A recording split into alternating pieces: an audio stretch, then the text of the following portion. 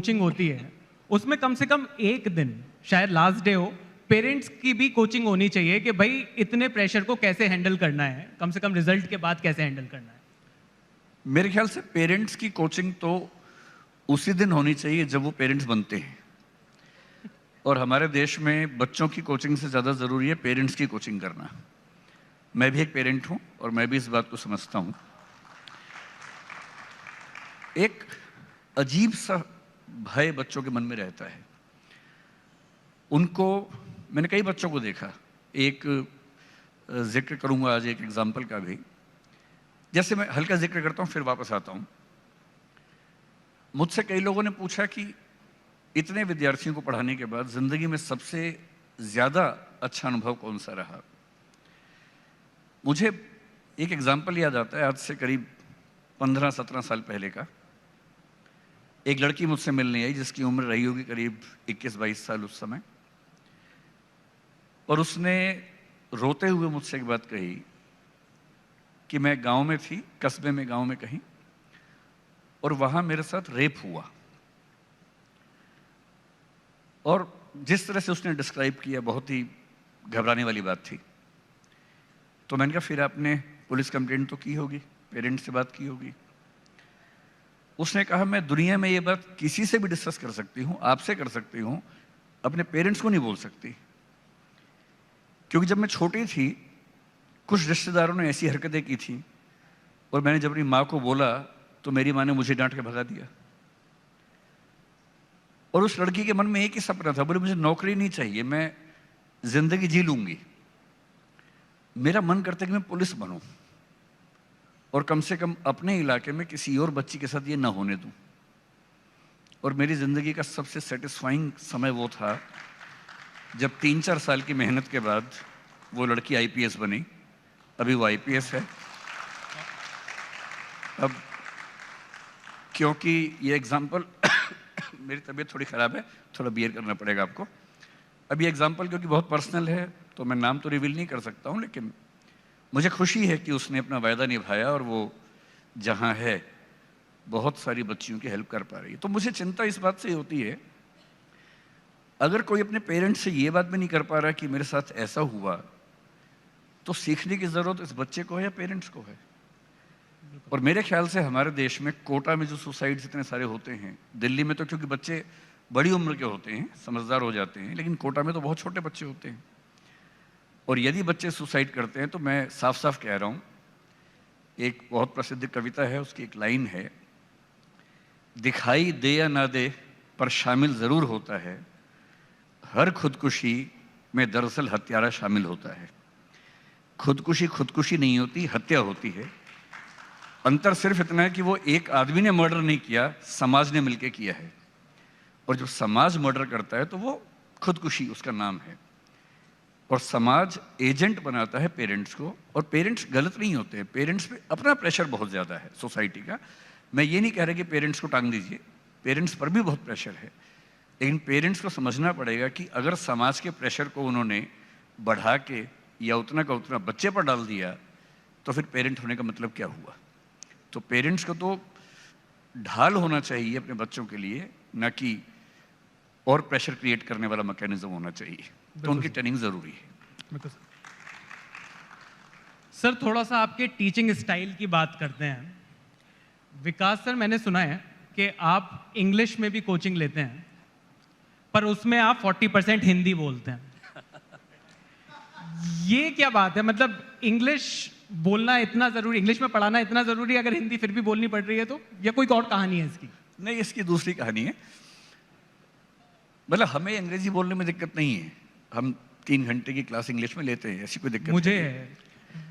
Problem ये है कि जो बच्चे आईएएस के लिए पढ़ने आते हैं हमसे, उनमें से 90% वो हैं इंग्लिश मीडियम में, जो इंग्लिश मीडियम के बच्चे हैं। इंग्लिश उनके लिए लिखने का मीडियम है, समझने का नहीं है। और कम से कम जोक्स का तो एकदम नहीं है, हंसी मजाक का तो एकदम नहीं है। So when I took the first class in English medium, I continued in English for almost 3 hours, and then one of the students asked me, "Sir, you are speaking in English." मैंने कहा, "That's what I'm supposed to. This is an English medium class." तो बच्चों ने मुझे कहा, "नहीं sir, English medium का मतलब हम जो समझते हैं लिखवा इंग्लिश में दीजिए, टर्म्स इंग्लिश की यूज कीजिए, पर बोलिए हिंदी, क्योंकि हमें समझ हिंदी में आता है। And this is good. We are using English as a cognitive language, language of learning. Why should we use English as the mother tongue? Why should we use English as the language of jokes and humour? हम अपने तरीके से use करेंगे भाषा को। पर sir, English speaking वालों का कोई एज है क्या हिंदी बोलने वालों के ऊपर? जरूरी नहीं है। इज्जत तो उन्हें ज्यादा मिलती है। हाँ, ये है हमारे समाज में, यदि कोई इंग्लिश बोले तो लोग मान लेते हैं कि ये बहुत ही समझदार व्यक्ति है, चाहे वो कितनी भी खराब बात बोल रहा हो।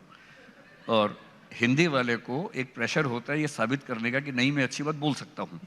मैं आपको एग्जांपल देके समझाता हूँ। हम आईएएस के इंटरव्यूज जब लेते हैं, मॉक इंटरव्यूज, अगर किसी बच्चे की बैकग्राउंड में लिखा हो कि उसने इंग्लिश ऑनर्स किया, मास्टर्स इन इंग्लिश किया, हम प्रिज्यूम करते हैं कि बहुत समझदार बच्चा होगा। कई बार गलत भी साबित हो जाता है।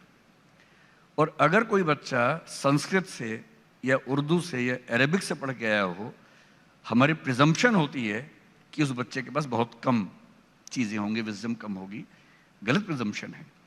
उस बच्चे को कम से कम 10 मिनट तो ये साबित करने में लगते हैं कि नहीं, मैं भी समझदार हूँ, और उसके बाद फिर वो अपने आप को साबित करता है।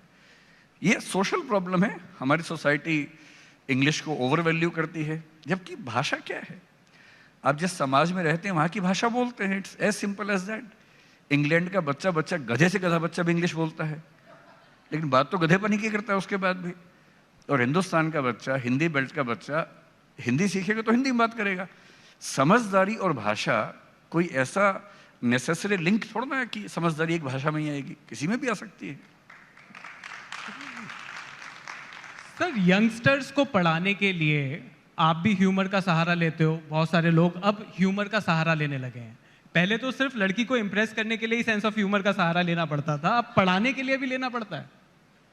जब मैं छोटा था, मैं हरियाणा से हूँ, तो जो बात आपने कही, हमारे स्कूल में कहावत थी लड़कों के बीच में कि अगर किसी लड़की को इम्प्रेस करना, उसे हंसाओ। और एक कथन चलता था, हंसी तो समझो फंसी। तो हम तो उसी जनरेशन से सुन के बड़े हुए। पर मैंने पाया पढ़ाते हुए, क्योंकि हमारे यहाँ क्लासेस काफ़ी लंबी होती है, 3 घंटे की एक क्लास होती है, और कभी कभी आधे घंटे के ब्रेक के बाद फिर 3 घंटे, फिर 3 घंटे, कभी कभी ऐसा भी होता है रेयर सिचुएशंस में, वैसे 3 घंटे की। एक जनरल स्पैन ऑफ अटेंशन किसी इंडिविजुअल का 1 मिनट के आसपास होता है। बहुत एक्सटेंड करें तो एकेडमिक्स में 40 मिनट 50 मिनट का हो सकता है। इसलिए आप देखेंगे कि स्कूल्स में, कॉलेजेस में लेक्चर का जो ड्यूरेशन है that is 40 minutes 50 minutes on an average. हमें 3 घंटे पढ़ाना होता है। तो एक ज़रूरी चीज़ है कि बच्चों को बार बार रिफ्रेश करते रहें। रिफ्रेश का बटन तो है नहीं कंप्यूटर की तरह से अपने दबाए और रिफ्रेश हो गए। तो हमारा मैकेनिज्म है रिफ्रेश करने का कि हंसी मजाक करें, और मजाक के थ्रू उन बच्चों को वो ज़ोर से ठहाका मारें, थकान दूर हो जाए, फिर से बात शुरू कर दें। लेकिन इसमें 2 बातें ध्यान रखने की होती हैं। एक तो हंसी मजाक इतना ना हो कि मेन कंटेंट छूट जाए, ऐसा भी कई बार होता है। और दूसरा, सैडली हंसी मजाक करने की एक तमीज़ होती है जो कई लोग ध्यान नहीं रखते हैं। हंसी मजाक इसलिए नहीं होना चाहिए कि हम सोसाइटी के वल्नरेबल सेक्शंस को और वल्नरेबल बना दें। हमारा सारा ह्यूमर औरतों पे ही हो, हमारा सारा ह्यूमर कुछ जातियों पे हो, हमारा सारा ह्यूमर LGBT पे हो, थर्ड जेंडर पे हो, तो हम मजाक के माध्यम से समाज को और गंदा बनाते हैं, समाज को अच्छा नहीं बनाते।